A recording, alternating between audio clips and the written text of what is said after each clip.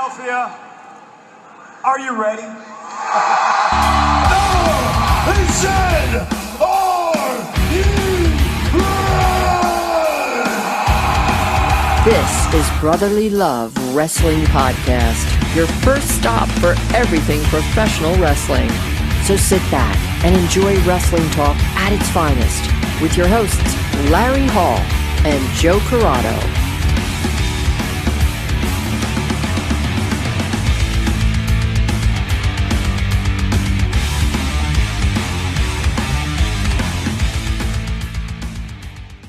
Welcome, everybody, to a very special Wrestling Festivus show.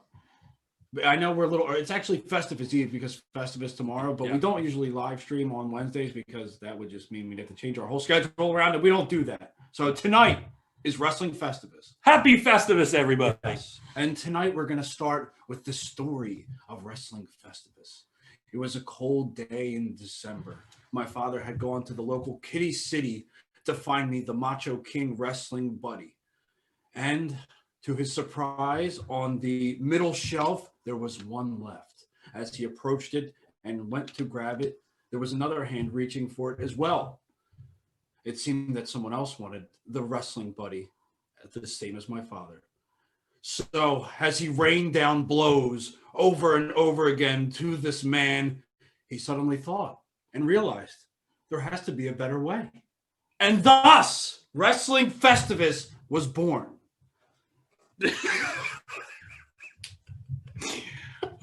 So, on this Wrestling Festivus show, we'll be talking about the Airing of Grievances, which is what we didn't like in wrestling this year. And then the Feats of Strength.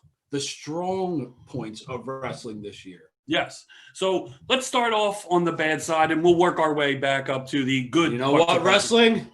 I got a problem with you, and you're going to hear about it. So I think the easiest way to start this is COVID. The worst part about 2020 wrestling is the no fans being able to attend. WrestleMania not being able to be held in Raymond James Stadium. Countless independent. You just go month by month. Okay, yeah. This was canceled. This was canceled. Yes. This was moved. This had to be done, no fans. We finally figured out a way to get fans. We got to put them in their computers and put them on a screen on the show, and we'll call it the Thunderdome. Yeah. We figured out bits and pieces month by month. And now we're at the end of the year, and we get to look back on all of it. Yeah, so COVID really screwed up a lot of things in pro wrestling.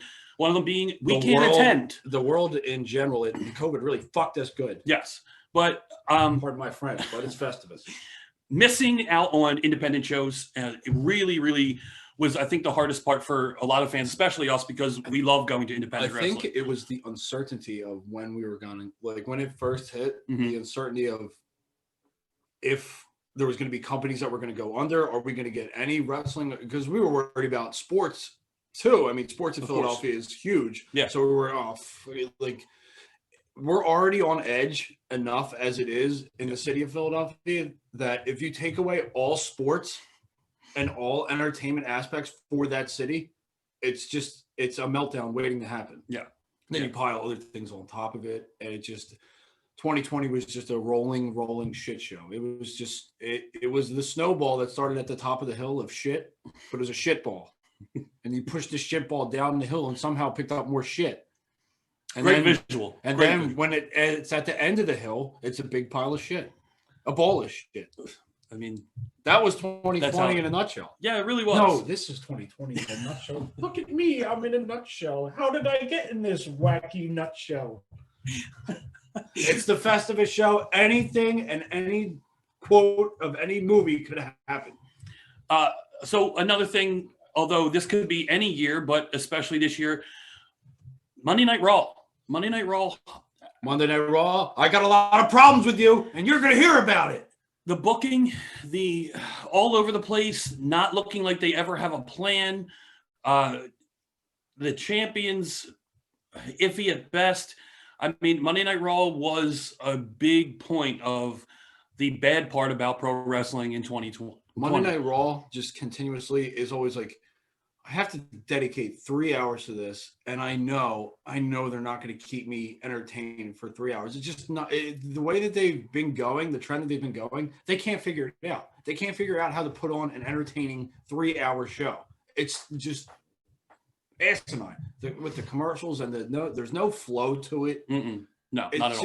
It's just they just pluck things and put this in here, this in there, this in here, random promo and terrible storylines. It was just, and then they get to a pay-per-view and they pull it out of their ass and they fucking find a way to make it entertaining for 3 hours. Yes. It's unbelievable. Yeah. But the weekly televised show is just drag out. It's the snoozer. Yeah. Every week, and it's hard to watch. Then you also, now don't guess, we're not always going to rain on WWE. We'll rain on everybody. This is the airing of grievances of all wrestling. So I think the other part with AEW, you have some storylines in AEW and a lot of misses. And one of my big misses, and I don't know if you agree with this or not, is the Dark Order. I think the Dark Order was a very big fail in 2020. Now, you have good coming out of it, and we'll touch on that in the Feats of Strength. But overall, as a booking, did that sentence sound funny to you? Can we just do all shows like this? But as far as Brody Lee being the leader and coming out of that, it's very, and not having any power whatsoever. Very weak as a leader of was booked cult. When he came in, he was booked. He looked like he was going to be booked strong, and then he lost, and that was he lost a lot of his aura around him. Yes. I don't know if it was a complete fail. I didn't take them that seriously to begin with. Mm-hmm. Like I thought it was kind of goofy and it was kind of silly. And then for your first person that you're going to try and like really recruit to be Colt Cabana, like a great wrestler, but known for doing like comedy style as well. So that's going to be, and for him to get in and he didn't really transform into anything. He just kind of stayed who he was. Like you saw that, like, okay, well, he's still goofy. Now he's just rubbing off on all of them because now they're all goofy. Well, and you started out with the McMahon-esque character. That didn't go over too well. It did not. And AEW likes to always jab at WWE and try and make fun as much as they can, which sometimes it hits, sometimes it misses. But with Brody Lee, I think it missed. WCW and WWE did it back in the day. I mean, ECW took its shots at both companies, but they were a little bit more vocal and aggressive about it. Yeah, of course. I mean, that doesn't surprise me. The point that surprises me now is that WWE doesn't even really acknowledge it. Like they acknowledged it. Like Vince acknowledged it back in the day. That's why you had the fake Hulk Hogan and the fake Macho Man. The Nacho Man. The Nacho and Man. The Huckster. And the Huckster. And then you had bogus Diesel and Razor Ramon. Yes. I mean, they acknowledged it back in the day. I think that was part of the fun of it. Like, okay, recognize it. WWE is just trading it like they're the little brother. Just go away. Go play in your room. Yeah, and leave me alone. Yeah.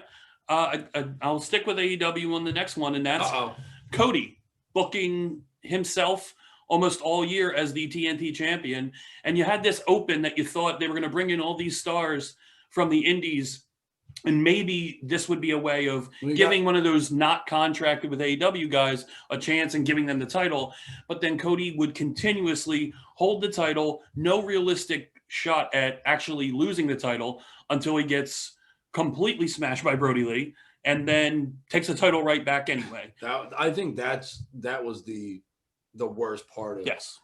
I mean, the Cody Triple H booking, that was kind of, it got to a point of like, he's not going to lose. Yeah. He's just, and it was every single week, and it's like, he's not going to lose. He's just not going to do it. And then he finally lost, and then he won it back right away. That was just like, okay, come on. Yeah. That was kind of like, that was like a fuck you to the people that were actually paying attention. Like, all right, come on now. Yeah. Yeah, absolutely. I think the biggest grievance with all of AEW for me is the women's division. It had potential. I know injuries and COVID kind of screwed things up where people couldn't get past the border, but for them to just, it's almost not an afterthought. It's just a point where it's not a thought at all. Like yes. it looks like they put no thought into that division until recently, like very recently, where they started to maybe mix a couple more people into the storyline. But they gave Nyla Rose, or they give her. She won the title and was supposed to be this big monster. And I thought that was good. They should run with that. But then Shida wins it, and she was booked very strongly. She still is a viable champion, but there's no one else really in that division that they had to bring in the NWA champion. Thunder Rosa, exactly. And that helped, but it didn't help it enough to where they're actually putting more focus on it. Yes. Yeah. Like that women's division is just a complete nightmare. Every other company in wrestling has a better women's division, and they are more of a focal point, and they are treated as equals, especially NXT and main roster WWE. But TNA. Impact even they treat their women's division like it's an equal. I mean, they have they do, and they just brought in more when they did their tag team tournament. But we get to that when we go to the Feats of Strength. Yes. The AEW women's division is talented. Yeah, absolutely. Why they don't do anything with it is beyond me, because they have so many other things that they're already like, all right, well, this gets 15 minutes. This gets 15 minutes. Let's see. Shit, we're at the end of the show. We'll mix in a women's match and we'll give them 3 minutes. Got it. And that's about it. That seems like that's their plan when they're going into this. All right, we got tag team. We'll throw in a 14-man fucking tag team match for some fucking reason. And then we'll do, the champion's got to get in there. Oh, Kenny's got Don with him now. He's got at least 15 minutes to cut the same promo every week. And then the women. This is just the elite. I agree. It's the elite, which is all elite, but they're not all elite. There is the elite, and then there's everybody else. It's not all elite. Come on now. Yeah. No, I can't just argue. Like World Wrestling Entertainment, and you're going to really loosely define that word wrestling and kind of hit. It's more like world kind of wrestling, almost entertainment. There's a lot of that's a big acronym, but it's a lot. Yeah, but that's a mouthful. I'm not just going to crap on AEW when WWE has a lot of faults as well. Yes. I mean, what else do you got for the airing of grievances? Because I don't want to put people down too much. I don't want to be negative, because we wanted to hit on the main things, because there are a lot of positives that came out of it. I think mostly we're going to out of that. I'll say this. I'll say that we learned this year that a lot of professional wrestlers are fucking scumbags. I'll put that in the airing of grievances. Like everyone in the speaking out movement that came out, there's a lot of pieces of shit out there that got outed. And thank God they did, because it needed to happen. Wrestling needed to be cleaned up, obviously. And it was like almost like, oh, fuck, wrestling's taking a hit because they can't run shows. Wrestling's taking a hit because, oh, fuck, a lot of people are being outed right now. So can wrestling fucking, especially on the independents, can wrestling, because WWE and AEW kind of went, besides AEW with Jimmy Havoc, I think they pretty much went about their business. And WWE, I mean, you had Velveteen Dream and Matt Riddle jump to mind right off the bat. And I mean, Dream came back and he was fucking right into prominence again. And Riddle got boosted to the main roster. He's working with Jeff Hardy now. So that's almost like, and he's rumored to be getting a new contract that he might have already signed for a multi-year deal. Yeah. So those two companies, although I gotta say, Riddle, there's a lot of rumors out there, and we obviously don't know the whole story. We can't cast stones that we don't really know about. No, we don't. And that's the only personally thing. We don't know. No, but I'm going to believe the people that are accusing. First off, I'm not going to believe the accusee. No, I agree, and I don't want to sound like I'm what's the word? Victim shaming. I don't want to say that like that either. I wouldn't have even said it. But I just, again, we're just a wrestling show that talks shit and talks about wrestling. So obviously we don't know the whole story. We don't know Riddle's side. We don't know the girl's side. We can't really say for sure. So I don't want to say it I'm like that. I'm going to say that, I mean, I'm going to lean more towards her because, I mean, you had Riddle's wife harassing her and shit too. And they had already known, and it was already a thing, and they worked past it. But obviously, I mean, everything's a huge clusterfuck this year, but I'll put that in the area. Speaking of, absolutely, that belongs in there as well. Yeah, I think. UK roster pretty much took a shit too because they were all fucking out of scumbags. But they're making a comeback too. They just got brought back. I don't know if anybody who was accused is back on, because honestly, I don't watch it. Yeah, I've seen a couple events, and I I mean, haven't seen the ones that were accused on there. So They pulled Pete Dunne out of NXT UK, and it like kind of like shifted. Like I'd rather watch Pete Dunne on NXT, and yeah, well, rightfully so. I think we can end there for the airing of grievances. We've been negative enough. So now we move on to the Feats of Strength. Yes, and I'll start off early. We should have had a poll. We should have had a poll. Damn it! I know, but start off beginning of the year with one of the biggest feats of strength and the best part about 2020 starting, and that's at the Royal Rumble. I knew you were going to say that. Obviously, to start off the year, Edge. We get Edge back. Are you saying they brought back a part-timer and you're excited about it? Yeah. Because his career got cut short. He could still go. He's still great on the mic, great in the ring, obviously. And it was a moment that we did not expect, and that doesn't happen very often. I want to play devil's advocate. Okay. Because it's fun. Okay. For me. Okay. So what if they would have brought Edge back and put him right into the main title picture and had him beat whoever's the champion at that time? I would have. You wouldn't have liked it significantly less.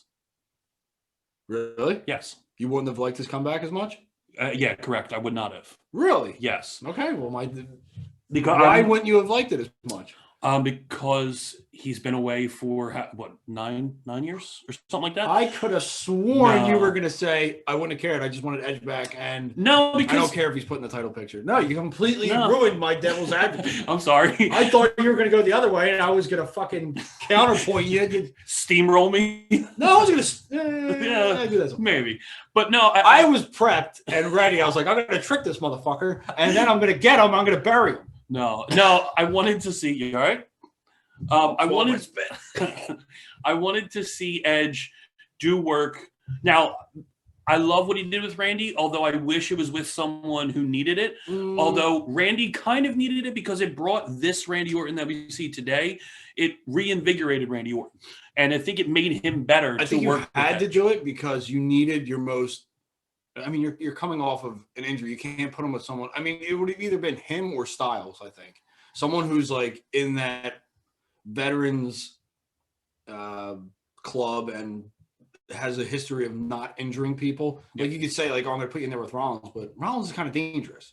Yeah. You got to put him in. I think Orton was perfect, because Orton's one of the best on the mic.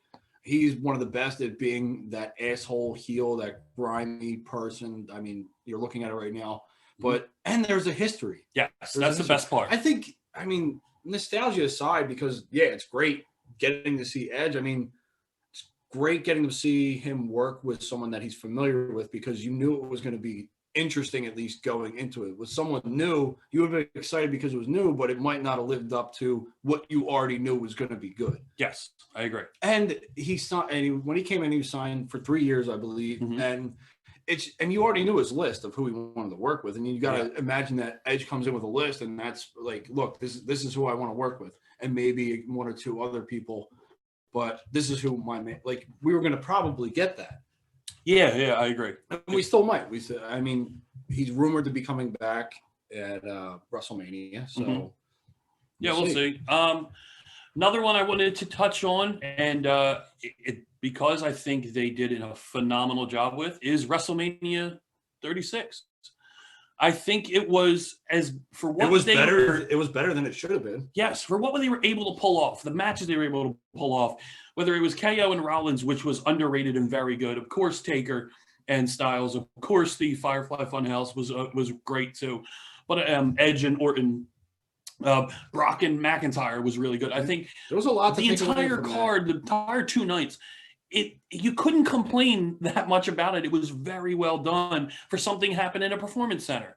So I think Mania 36 will go down as one of the better WrestleManias in recent history.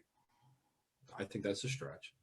In recent history? Within the past 5-10 years? I think it stacks up. I think the no crowd hurts it to the point of, I think I'll give you that. The card, great. Yes. On paper, great. The matches were good. And a couple were great. Yes. But I think that not having the fans, because you need that energy for WrestleMania. You need that energy. I mean, the cinematic match was great because it was like, not your first look. It was your first look at WWE attempting it. Mhm. The people with the best production company, albeit they have way too many camera cuts, Yeah, but the best production giving this a shot, and they nailed it. they did. I mean, there was Yeah. other companies that did cinematic. I mean, Matt Hardy in Impact doing the Broken Universe. Yeah. But that was actually, he was probably the innovator of that. Yeah, absolutely. But yeah, I mean, I just think that it doesn't go down in recent history because it doesn't. I think it was good for what it was, and it filled the void of wrestling in 2020, Mhm. and especially at the forefront of the pandemic. I think they did a great job, but to say it was one of the best in recent history, I can't do it. Okay. Especially since we were at one. Yeah. And we felt the live energy, and we felt the big pops, and we felt the nostalgia. True. We didn't get any of that. No, you didn't. You're right. You didn't get any of that. I mean, because Mania is good for, it's the spectacle of spectacles, right? It's the Super Bowl of wrestling. Yep. So, I mean, it needs to be in front of, well, what do they call it? 120,000 fans. Whatever. Yeah. Yeah, they're astronomically inaccurate number.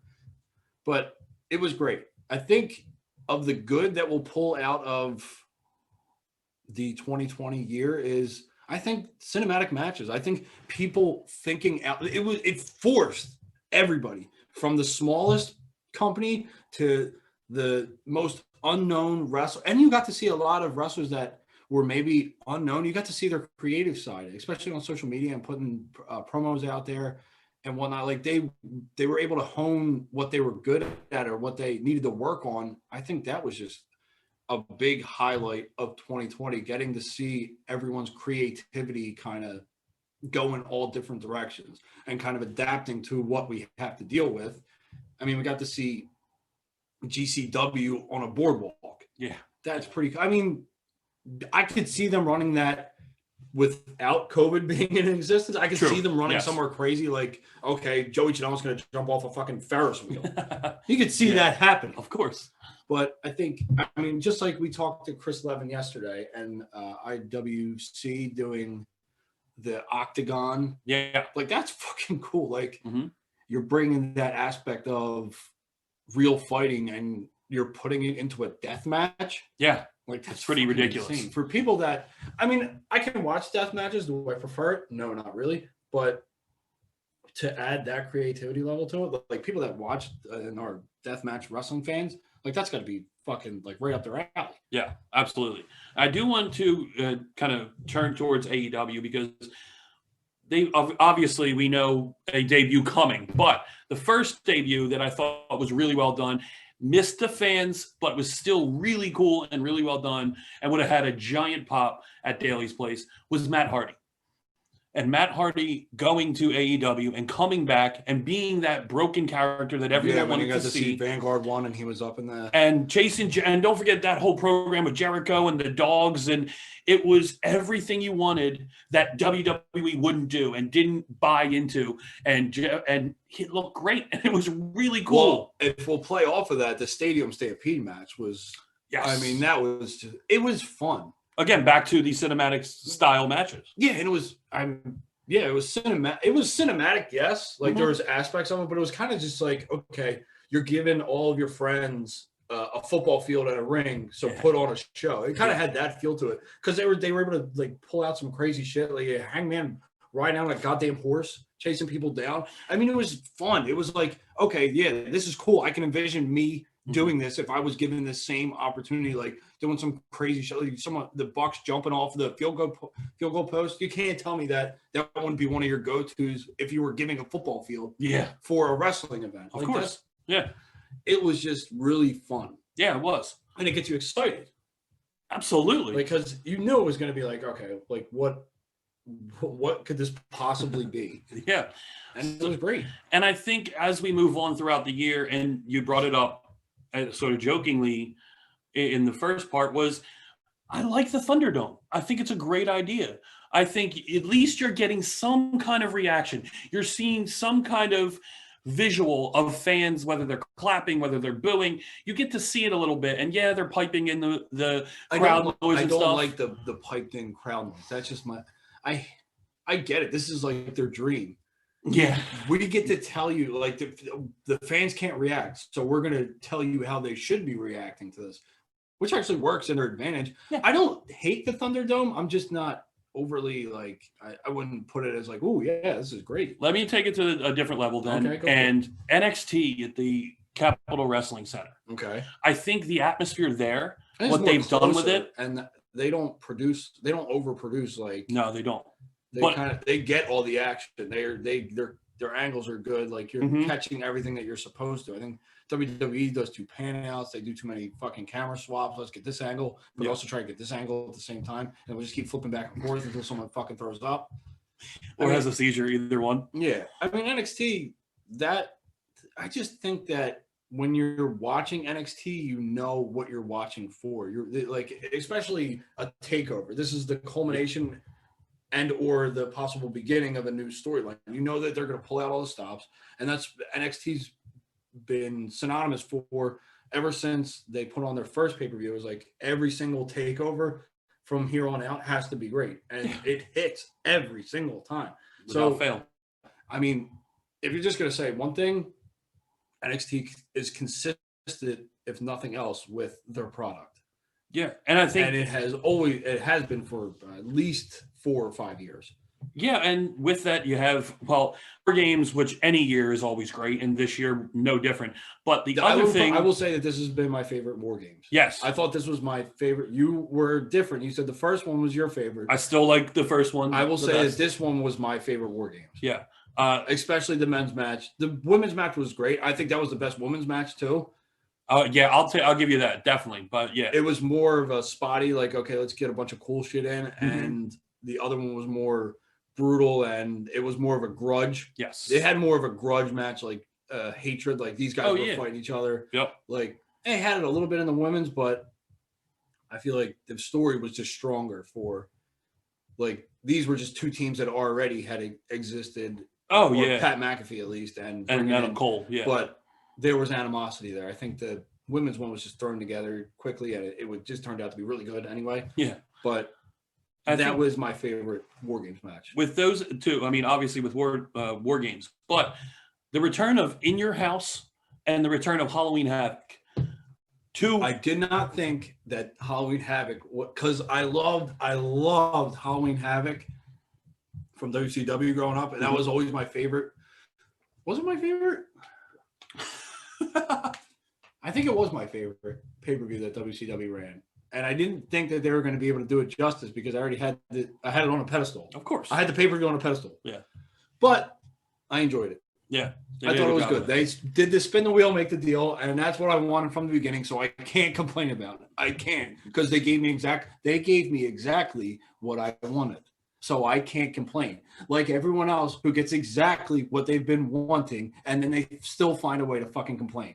That is my airing of grievances. The fucking You forgot that point. Yes, that was one of your main I'm points. gonna bring it back, and I'm gonna shit on the fans real quick of fucking professional wrestling, because you beg and you plead for something that you want and you get it. It's just not the way that you wanted to get it, and it's not the time that you wanted to get it, and you still find a way to complain about it. I mean, it's just that there's always negatives. It's always fucking negative. And you wonder why we can't grow the fan base of wrestling is because we're fucking miserable. The people that hate pro wrestling the most are pro wrestling fans. Yeah, like Said 1,000 times, and it's never more true than right now. it just baffles me that Do you think social media plays into that? absolutely social media, Because I think social media is the vocal minimal, is the not the majority, but The minority, Yeah, yeah. the vocal minority. I think the social media is just what skews it in the direction of, God, people are miserable. yeah, no, I get it. Because when people are at the shows, you know you're going to enjoy the show. You go there, like, because you have the atmosphere. Again, like we said, you have the atmosphere. I mean, look, in the 3-hour Raw is hard to sit through, whether it's live or on your couch, but it's definitely better live. I think it's just the unrealistic competition that has been generated. I think it's the unrealistic competition. And yeah, you have two shows that run on Wednesday, but you're not running against the main show. You're running against you called it developmental, but you still can't wipe them out. Yeah. Because they still get numbers. They still find a way to do it. I mean, they're not as consistently good as AEW's numbers, but I mean, AEW is not lighting the world on fire. They're not consistently in the millions, which they might get there. And it's starting to look like with who they brought in, they're going to get there. But this fake competition that people put in, like, oh, there's two companies now. There's two major companies. Now they're in competition. And it's just the overly excited fans that are just like, they're winning. Winning against what? We're winning. We're Those winning. fans say we're winning, like they're getting cut a paycheck from AEW. Like, we did it, guys. Look, we're doing it. We're changing the world. Like, okay, you're getting there. But remember, this has happened time in and time out where there's been companies like, yes, it's great to have as much wrestling as we do. Let's not ruin it. Like, it's just, this is no competition until something goes wrong in WWE and I have to like close the doors on something like, oh, we beat them so bad we have to shut NXT down. We can't do it. Which they're not going to do because they're opening up another NXT in another country. Yes. Like, they're brought. I think it's just this fake competition that they've started that is unfair when you actually look at it in clear eyes. Is like, okay, AEW is great, but it's still no competition yet. Not for the company that is WWE. Yeah, no, it's not that. Like, it's so. Let's get bring back it to the positive and the Feats of Strength. Talking about something that this one really, really wanted to happen and now did on AEW is the return. Are you going to take this from me? You couldn't even let me do it. Of the icon. It's my favorite wrestler. If Shawn Michaels came back, Shawn Michaels never leaves, ever. He's always WWE. Crooked-eyed fuck. Is the icon Sting and the return to AEW. So, and I like think I you just said, put you on my airing of grievances. like you said, this is what is going to put AEW at least for now over the top. I think it brings those demos that they don't have. Yes, I think the demo. You being the perfect example. Because you were watching NXT. I'm in their demo range. I'm not fucking 50. No, I'm not saying you're 50. Here's how I look at it. I look at it like, not me personally, but my father is a great example because he is in that out of touch demo where he's in his 60s. Let's just put it that way. But he told me that I asked him, I said, all right, so you're going to watch AEW now? Because he would maybe catch. But now this is must-see TV for him. So now he will tune in weekly. And you're going to get a lot of people that are past the age of 50 that remember Sting and don't really care. Like, they're realistic. Like, the older people, they're realists. They're not going to get giddy about this and be like, oh, is he coming back to win the title? No, they're just happy to see him there. Mm-hmm. Like, my dad, I'm going off very short polling. I don't forget the funny. Don't look at me like very short expectations. No, not very short expectations. A very short. What's like when you test group. Okay. I got what you're saying. You know what I'm saying? Like, let's not fucking drag this out longer than I have to. Yeah. But what do you say? Table sides? Sample size. Sample size. Very small sample size on the table sides. Anyway, but he's now watching it, and I think that's going to be like that thing where they heard Sting's back and they're not gonna get excited. They don't care in what capacity really. They're just more like, well, and it's the main I'm reason happy that he's there. that you're choosing AEW over NXT Live because it's so hard. It's hard for you to do that even with Sting. Yeah, because I know Sting's not going to be on a full 2-hour show. True. I know, and the fucking wonderful world of how you're looking at social media and you're actually watching the TV at the same time. If someone tweets like, "Oh, Sting's out," or my dad texts me, and somehow my dad's had a flip phone since he got a cell phone. I don't know, maybe like 3 or 4 years ago. He doesn't know technology. Like, he shouldn't be allowed to text. No, he shouldn't be. He just shouldn't. He just doesn't know how to. But he can get in all capital letters the word Sting and exclamation points. That is all. That's all that matters. That's honestly. all I really need. Yeah. Because everything else is all misworded, and I don't know. I'll do a show where I read my dad's wrestling text messages to me and how I will read them verbatim, and then I will tell you what he meant to say. It's pretty fucking entertaining. Yeah, because I've seen them. They're great. But so obviously Sting being one of the top top. I'll things put this. in I'll flip it back Mhm. to another Feats of Strength. Mhm. I think that they're drawing me back in NXT with the emergence of a singles run for Kyle O'Reilly. I've absolutely loved this, and Coming on New Year's Evil. Yeah, that's gonna be fantastic because their first bout, I think, was my favorite match. I think Finn Balor, Kyle O'Reilly was my favorite match this year. I will. Can I get mine? Yeah, absolutely. And I'm gonna butcher his name, but I think. Jesus Christ, dude. But it's Does it because have to it's be, does it because have to be your it's favorite match? Then if you can't well, pronounce look, it? it's Dragoff, I believe, Walter. versus Walter. And you talk about you haven't seen UK and you still haven't watched this match either. It is I'm a terrible phenomenal. wrestling fan. Phenomenal. I think match of the But here's year thing, candidate. You say that, and I believe you. Yeah. Like people have said it's been great, and I believe them. I'm not gonna Yeah. discredit them and be like, oh no, it could be good. I'm not gonna watch it. I just haven't gotten to watching it yet, but I will. Like I believe everyone that said it's a great match, and I believe it could be match of the year, even though I haven't seen it because I believe what people say, especially if it pertains to. I know who both of them are. Yeah. And it pertains to NXT, so I know, oh, there's probably a good shot at it being best match of the year. But Kyle O'Reilly and Undisputed Era have got me still reinvested in the NXT and still make it must see. I love it.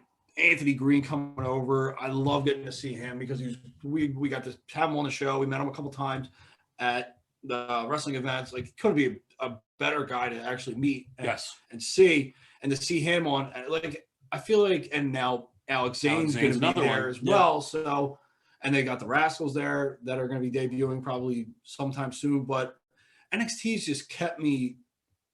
It's better wrestling. It's a wrestling show, and that's more of what I want to see right now. I don't really care about, like, yes, I love a great storyline, but I know that no one's really doing storylines really that great. I don't think AEW is doing storylines that great either. I think they're still kind of hard to keep up with, and some of it doesn't make sense.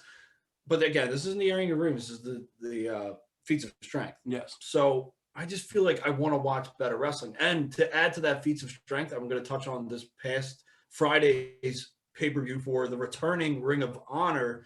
Them doing their pure wrestling has been, like, I'm talking about NXT, how NXT is a wrestling show. The pure wrestling that they're highlighting now on ROH has gotten me reinvested into Ring of Honor because I fell off of Ring of Honor when the Elite left, when their product was just bad. But now with Jonathan Gresham pushing for the pure title, coming back, and them doing the tournament and getting to see the rules and actually them sticking. And I feel like I'm fucking FTR right now saying, like, I enjoy watching a match with a set of rules that you can't break. Yes. Like, these are rules for this match, but you're still able to put on a really, really solid match within the parameters of these rules. And I feel like that is like something that it's old school wrestling. Like, it's wrestling, but it's fun to see it again. It's like, it's a different type of nostalgia feeling. It really is. Oh, this is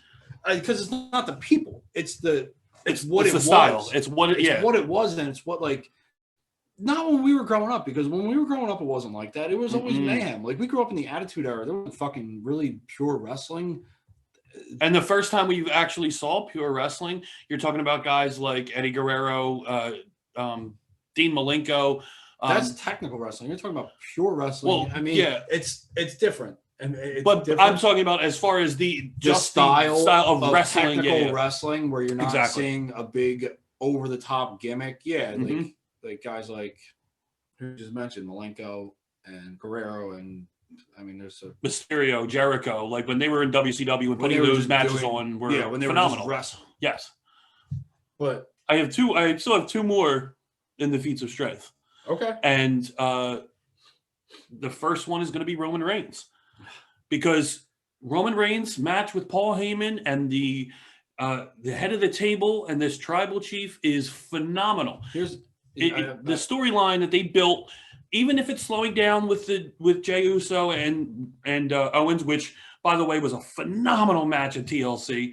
I don't think it's slowing down. I think it's just taking a little bit of a turn a little bit, but the whole thing with Roman, it's taking a breath before it gets to Rumble, and then it's going to take another probably short breath and then accelerate to Mania. Yes. So whatever's happening for Roman is probably, it's stalling a little bit, but it's going to build more because we're getting closer to two of the biggest shows of the year. Yes. Or the two biggest shows of the year, depending on, I mean, I go Rumble Mania. I know Mania is the number one, but I still enjoy Rumble the most. Yeah. So Rumble, Mania, and then the other two. Yeah.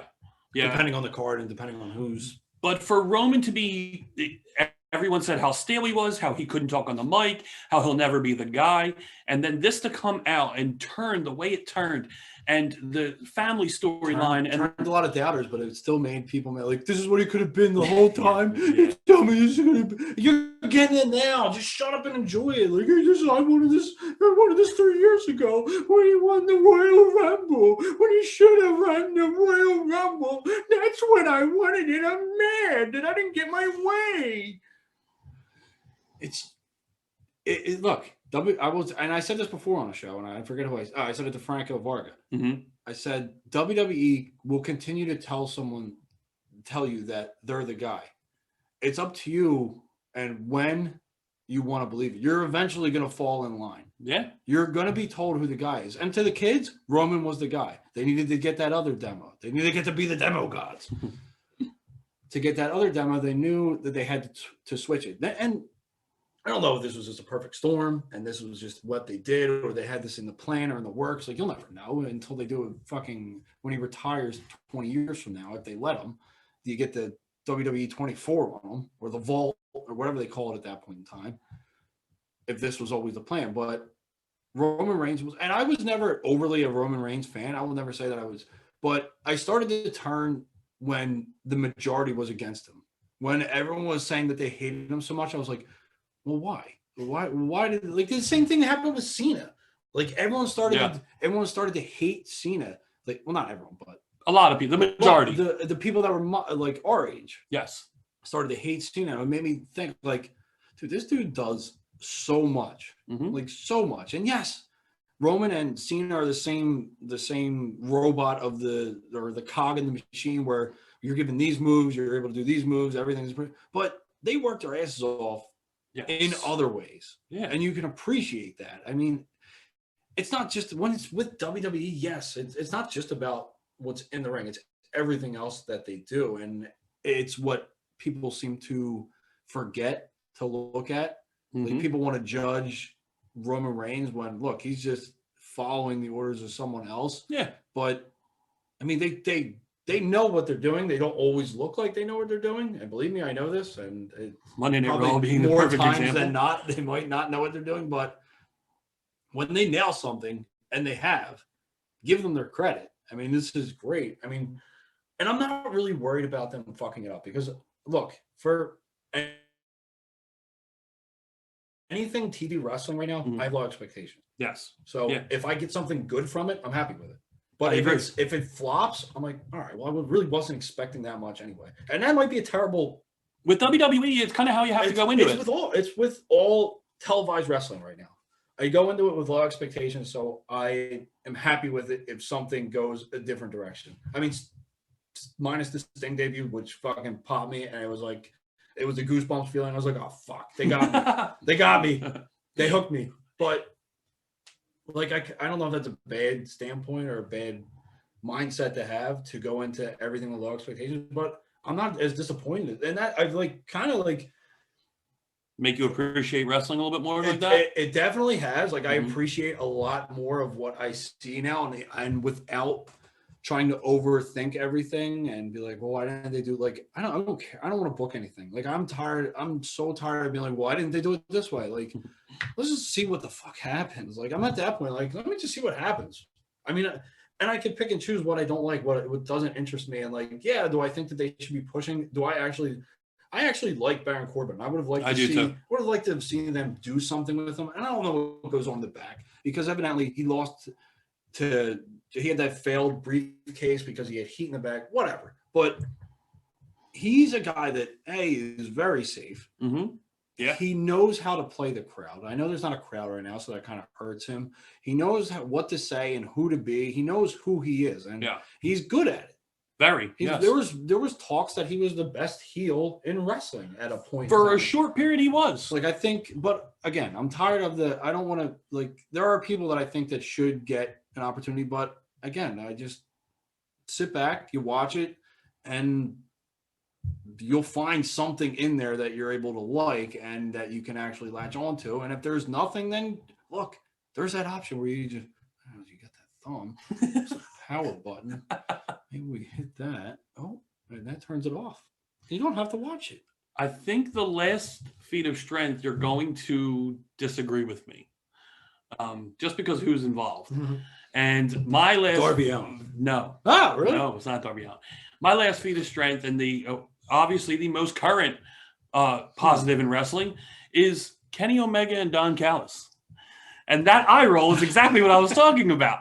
Here's the thing, and great, because we were on our show saying that I think it's time for Moxley to lose the championship. It made sense, and we kind of figured it was going. We and everyone else had this same thought that it's going to be Omega, and it was Omega. But my biggest concern and the thing that I don't like, I can't relate to it. I don't like how his delivery is. He sounds. I just can't. Look, he could be the best wrestler in the world right now. He could be. I don't think he is, but he could be. I think he has the ability to be. I think everyone's going to argue with that and they say that, well, how can you be so stupid? He is. But, okay, your perspective, he's the best wrestler, and he can. He's proven. He's battle-tested that he can put on great matches with almost anybody over in Japan. Yes.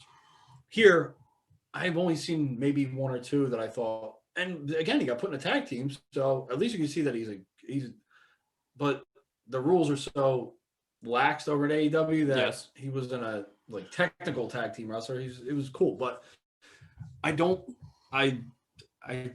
he's champion. That's cool, but I'm still not going to be like, I don't get the cleaner thing. I don't get it. Look, the biggest reason I say it is not so much because I think Kenny is the greatest thing since sliced bread and the wrestling god that Don Callis may call him.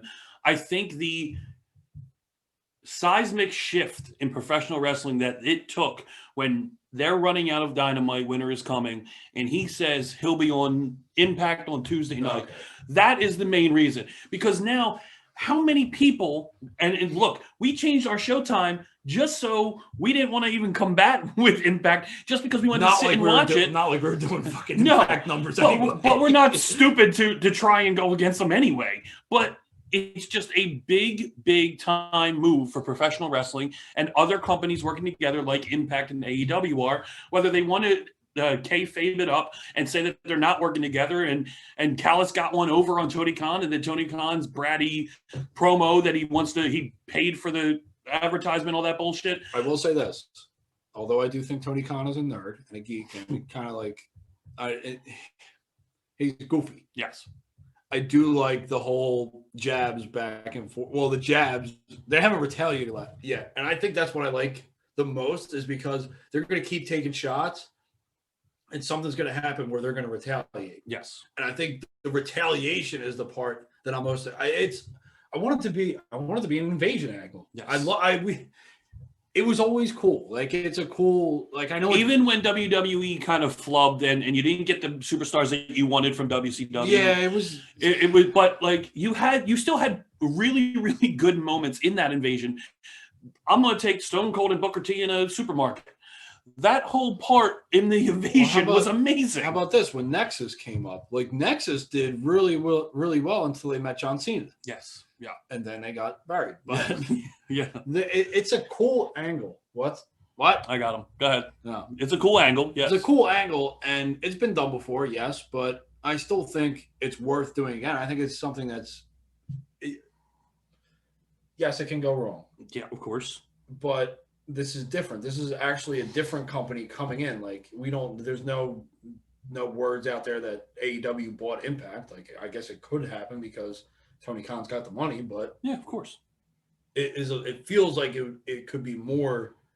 It mean more. Yes, and I think at Hard to Kill coming up for the Impact pay-per-view, getting the Good Brothers and Kenny Omega against the Motor City Machine Guns and Swan is huge. It's such a big match. It And is. to have a part of the It's Bullet Club back together is it's- amazing. Although they didn't really work too terribly much together. I'm No, a stickler on that one, but They're still Bullet Club brings members coming back. It coming brings together. the name Mhm. and the notoriety of Kenny Omega being the AEW champion, and it brings more eyes. He is helping. I don't disagree with you on that. Mhm. I don't like his persona, quote unquote, or his character or whatever. I know but you don't. I like what they're doing with Exactly. him. I like this whole the whole invade, or that he's going to go to Impact and be like, it's cool. Yes. That's all I'll say. Yeah. I'm going to sit back and watch and see what happens. Exactly. Because it has me interested, and now I just sit back and watch it. Yeah. And there'll be parts that I probably don't like, and there'll be parts that I do like. Yeah. Like anybody else.